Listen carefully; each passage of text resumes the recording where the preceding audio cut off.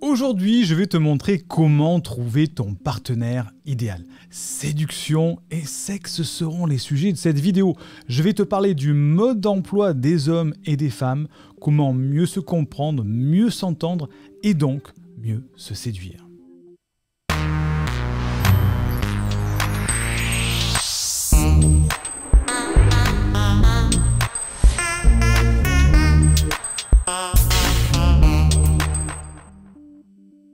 Je te souhaite la bienvenue à l'Université des hauts potentiels dans laquelle nous aidons les personnes avec un profil psychologique de haut potentiel à s'épanouir avec leur douance pour, je l'espère, co-créer un monde meilleur. Tu sais que tu peux dès à présent télécharger une première formation offerte pour apprendre à canaliser ton haut potentiel et t'épanouir avec ta douance. Le lien se trouve en description de cette vidéo ou du podcast. Fais-le maintenant. Alors, attention, cette vidéo elle est un petit peu particulière. C'est un sujet que je n'aborde pas souvent et donc il y a une petite mise en garde par rapport à tout ce que je vais dire avant que certains ne sautent de leur chaise ou certaines surtout sautent de leur chaise. Premièrement, il faut rendre à César ce qui est à César. Je me suis beaucoup inspiré du contenu d'une conférence, la conférence Édouard Delavier, qui ont parlé justement des femmes et de la relation homme-femme. Vous trouverez un lien en description pour aller plus loin. Et attention, on ne peut pas dire les femmes ou les hommes dans ce que je vais dire pour sous-entendre toutes les femmes ou tous les hommes qui sont comme ça parce que, effectivement, chaque personne est effectivement un petit peu différente. Quand on dit les, ce n'est pas chaque femme qui représente de manière systématique une moyenne, ce n'est pas chaque homme qui représente systématiquement une moyenne, c'est une représentation qui permet d'étudier le comportement homme-femme, pour lequel il faut tenir compte de l'individualité de chacun et de chacune. Il ne s'agit pas de faire une moyenne et de la critiquer. Tous les hommes sont comme ça, ou toutes les femmes sont comme ça, c'est pas le but, mais il faut tenir compte de ce qu'on appelle la fréquence statistique de ces comportements primitifs chez chacun de nous.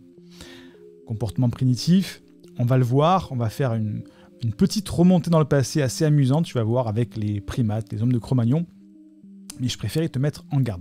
Donc, les comportements que je vais décrire risquent d'en offusquer certains ou certaines, mais il faut prendre conscience d'un comportement. En prenant conscience d'un comportement, c'est devenir maître de ce comportement et donc utiliser ce comportement en ta faveur. Donc, prenons le postulat de base, nous prenons des décisions émotionnelles que nous cherchons ensuite à rationaliser. Ok ? Ça, c'est la première mise en garde que je voulais te faire par rapport au contenu. N'oublie pas de t'abonner pour soutenir cette chaîne, bien sûr, et aussi pour ne louper aucun conseil qui pourrait t'aider. Le petit like, le petit abonnement, ça nous aide. Alors, peut-être qu'aujourd'hui, tu as peur de ne jamais trouver le bon compagnon ou la bonne compagne idéale. Tu es peut-être angoissé au fait de te dire en fait, je suis sûr que je vais rester célibataire ou que je vais me contenter d'une personne, d'un homme ou d'une femme je vais m'en contenter, ça ne sera pas la personne idéale. Et tu te retrouves peut-être frustré à l'idée de t'être un petit peu résigné à accepter le fait de ne jamais trouver la bonne personne. Ou bien alors tu es peut-être en colère d'avoir toujours eu comme compagnon ou comme compagne la mauvaise personne, ça c'est mal fini, ça a été toxique, ou tu pensais que c'était l'idylle et en fait, au bout de quelques jours, quelques semaines, quelques mois, ça a été catastrophique et tu te retrouves toujours avec un problème pour trouver le compagnon ou la compagne idéale. Et tu te dis, je comprends pas, il y a des personnes qui sont 10 fois plus bêtes que moi, 10 fois plus peut-être laides ou laides que moi, qui réussissent à trouver des compagnons avec qui ça fonctionne bien, pourquoi ça ne fonctionne pas avec moi ? Justement, c'est ce qu'on va voir. Parce que le pire qui puisse t'arriver aujourd'hui, c'est de te dire, effectivement, si à chaque fois il y a une répétition dans ce schéma de relation de couple homme-femme, eh bien peut-être que tu n'as pas le bon mode d'emploi, la bonne méthodologie pour séduire le bon compagnon ou la bonne compagne. Est-ce que tu as envie que ça continue comme ça, de chaque fois reproduire la même erreur en quelque sorte ? Ou bien alors tu veux trouver une solution et savoir pourquoi à chaque fois tu ne tombes pas sur la bonne, tu n'attires pas la bonne personne pour former un couple. Alors, le principe de base, c'est de comprendre le fonctionnement profond de la femme et de l'homme. Je t'explique bien. le fonctionnement profond de la femme et de l'homme. Pas celui de la surface, comme veut expliquer, pas non plus des techniques de drague, pas des phrases toutes faites qu'il faut dire au premier abord pour séduire la personne, mais comprendre les mécanismes sociologiques entre hommes et femmes pour devenir autonome et en quelque sorte irrésistible dans la séduction. Une fois que tu as compris les mécanismes primitifs, tu as compris comment séduire et attirer la bonne personne. Ça paraît comme ça, rien du tout en le disant comme ça, mais tu vas voir qu'à la fin de cette vidéo, qui est quasiment une mini-formation, tu vas te dire « Ah ouais, effectivement, c'était pas mal ». Donc, ce qu'il te faut aujourd'hui, c'est de comprendre ces mécanismes. Et il faut faire pour ça un petit peu de paléo-anthropologie. Ça y est, t'es en train de se dire « Mais qu'est-ce qu'il raconte Siegfried ? Paléo-anthropologie pour le séduire, et après il veut me parler de sexe ?» Non, il faut comprendre notre fonctionnement primitif. Et la paléoanthropologie, c'est une science qui étudie les différentes étapes qui ont permis d'aboutir à l'homme moderne à partir de ses ancêtres primates. Et on va faire aussi de la psychologie évolutionniste.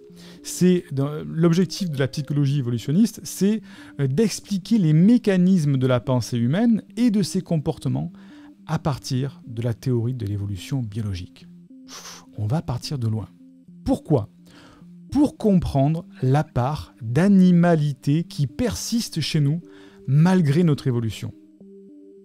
La principale objection qu'on va avoir, parce que je sais qu'il y en a qui se disent « Mais qu'est-ce qu'il me raconte, Siegfried ? On n'est plus des animaux, ça fonctionne plus comme ça ». Ne pas accepter ce fonctionnement animal, justement, c'est faire offense à l'intelligence humaine qui permet justement de prendre du recul, ce qu'on appelle la métacognition, pour analyser son propre comportement. En n'acceptant pas sa part d'animalité, je vais y arriver, on se rabaisse au niveau animal de la réflexion. Bah non, moi j'ai pas de comportement animal, ça se passe pas comme ça. Bah non, prenons de la hauteur, du recul, métacognition, et il faut accepter ce comportement-là pour l'utiliser à sa juste valeur, c'est ce que je te disais au début de la vidéo. Donc, l'espèce humaine fait partie des primates, dont la branche humaine débute il y a 7 millions d'années. Alors je te montre le schéma phylogénétique, c'est l'étude des liens de parenté entre les êtres vivants et ceux qui ont disparu. Et tu vois que dans ce schéma-là, eh bien, on remonte tous à un ancêtre commun au niveau des primates. Et ensuite, ça s'est séparé avec les singes. Donc aujourd'hui, nos cousins les plus proches, ce sont les singes, les primates. Et il y a un moment, dans notre évolution humaine, où il y a eu une sédentarisation. Au niveau du néolithique, on a commencé à faire de l'agriculture, on s'est sédentarisé, on s'est mis dans des maisons. Et entre l'an 12 500 et l'an 7 500 avant Jésus-Christ, il y a des petites communautés humaines qui commencent à se grouper dans des villages permanents. Puis, elles développent l'agriculture en complément de la chasse, de la pêche, de la cueillette, et elles pratiquent ensuite l'élevage et enfin cultivent les arts du feu, notamment la poterie et la métallurgie de bronze. Les hommes, à ce moment-là, cessent d'être seulement des prédateurs qui puisent leur subsistance dans la nature et deviennent des producteurs qui renouvellent ce qu'ils consomment. Ok ? Et ça arrive un petit peu simultanément, un petit peu partout dans le monde. En Chine du Nord, au Sahara, dans les cordillères des Andes. Il y a un petit peu cette sédentarisation qui se met en place. Et qu'est-ce qui se passe à ce moment-là ? Il y a une désynchronisation de l'évolution génétique et de l'évolution psychologique et de l'évolution sociétale. Qu'est-ce que ça veut dire ça ? Pour mieux comprendre les relations sociales, il nous faut nous inspirer, ce que je te disais tout à l'heure, de nos cousins les singes. Tu vas voir, on part de loin, mais tu vas bien comprendre. L'espèce humaine a complexifié le fonctionnement des relations sociales hommes-femmes, mais le fonctionnement de base, lui, n'a pas évolué. Et il y a deux principes de base à comprendre. Il y a ce qu'on appelle la hiérarchie et le fonctionnement. Donc on part, petit résumé, les ancêtres, l'évolution, sédentarisation, plusieurs branches, nos cousins, les singes, et deux fonctionnements de base à comprendre, la hiérarchie et le fonctionnement de base dans nos sociétés. La hiérarchie, c'est quoi ? C'est le bon fonctionnement d'un groupe. Ça repose sur une hiérarchie établie entre ces différents membres.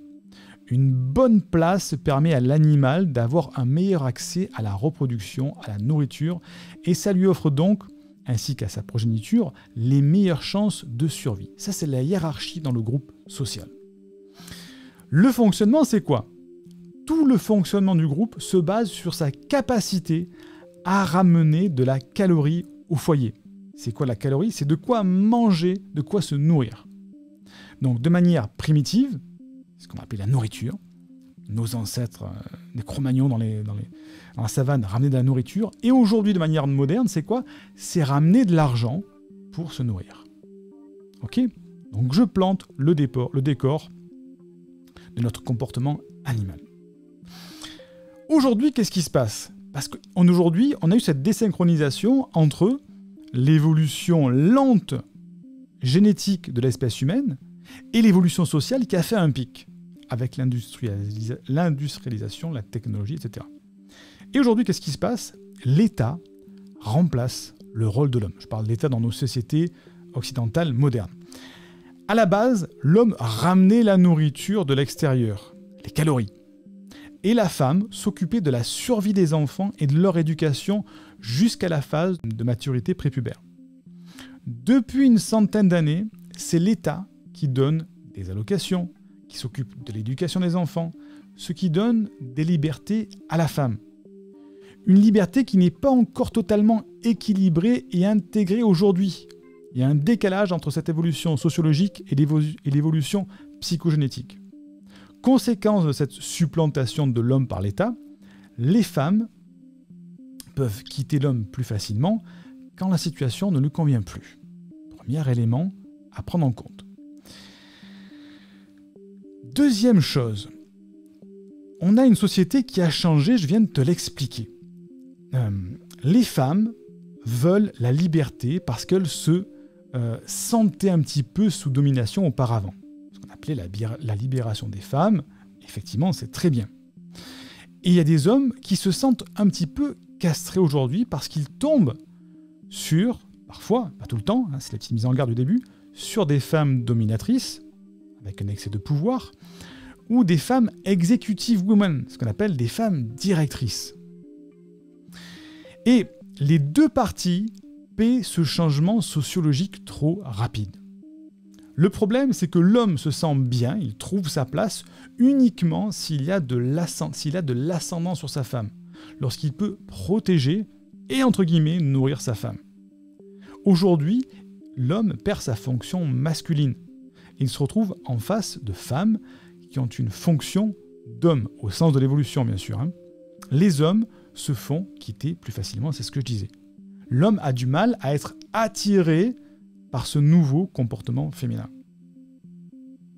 Alors, de leur côté, les femmes sont obligées de se lancer dans la vie professionnelle. C'est le monde des marchands, le monde professionnel, c'est le monde de l'économie. Et dans ce monde-là, on valorise les plus compétents, au risque de se faire exploiter, c'est différent de salaire homme-femme. Et une femme est rémunérée à sa valeur, à sa capacité à ramener de la calorie, à ramener de l'argent, le retour sur investissement. Et elles ne peuvent plus avoir le temps de vivre par rapport à ça, parce que qui veut être compétitif, qui veut avoir un bon salaire, doit se focaliser sur sa carrière. Et les femmes ne peuvent plus avoir le temps de vivre correctement leur grossesse, l'éducation des enfants, tout en restant compétitives dans leur activité professionnelle. C'est une société capitaliste, c'est le commerce. Et en sachant que le monde des hommes, c'est la guerre, le monde des hommes, c'est-à-dire ce qui était avant le monde des hommes, la société commerciale au début qui était très masculine, c'est la guerre au sens du darwinisme social. C'est la guerre de la survie de l'espèce.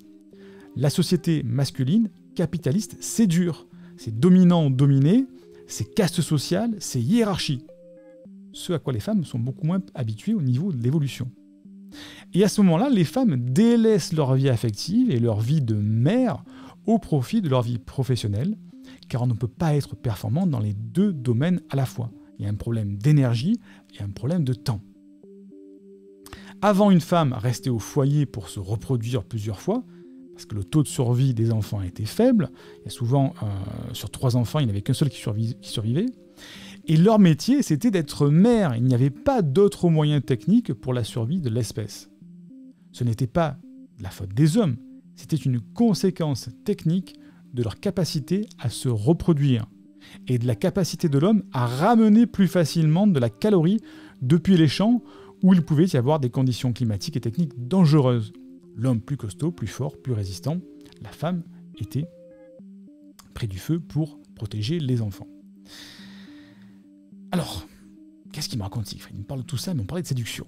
Eh bien maintenant, je vais t'expliquer la théorie de la différence entre hommes et femmes. Je t'ai dit, il faut comprendre le mécanisme vraiment au plus profond du fonctionnement pour ensuite arriver sur des choses beaucoup plus subtiles. Donc la théorie de la différence entre les hommes et les femmes.